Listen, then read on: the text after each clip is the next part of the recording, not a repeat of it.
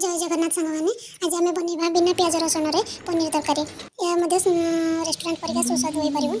तो आम बाहर छेना को व्यवहार करवानी आम निजे घरे क्षीर को छेना छिड़े पनीर कले बहुत देह भल होता है। तो आम छेना को प्रस्तुत प्रथम करवा आम पनीर को टिके तेल घी हलदी पकईकी फ्राए करके रखा लाइट ब्राउन कलर होगा पर्यंत पनीर को आम भाजिकी किसी पानी देकी आम रखीदे आम मसला प्रस्तुत करवा किसी टमाटो नहीं टमाटर किसी अदा नवा आउ काजू आउ जीरा आउ किसी धनिया पाउडर मिसेकी आम बाटिदे आम मसला प्रस्तुत हो गला आम गोटे कड़े बसाए कड़े गुआ घी नहीं पारे कि अलग घी नहीं पारे से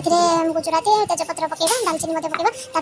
प्रस्तुत कर रखी मसला को पकेबा से जी दरकार हलदी गुंड लंका गुंड और स्वाद अनुसार लुण पकईकी आम प्रस्तुत करवा मसला। तो मसला केमती हो गला जानवा मसला को आम सिझेबा जो तेल मसला सिझी आसला बेलू से तेल अंश बाहरी आसो तो आम जानी मसला हो गला आम से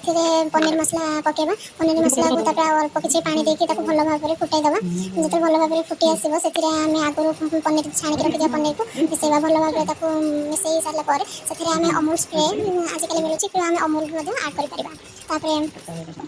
अमूल स्प्रे आड करवा कि अमूल आड कर आम गरम मसला और धनिया पत्र देके सर्व कर रसुण पनीर को आम रुटी भात लगे खाईपर को साब्रत खाईपर। Thank you please subscribe and like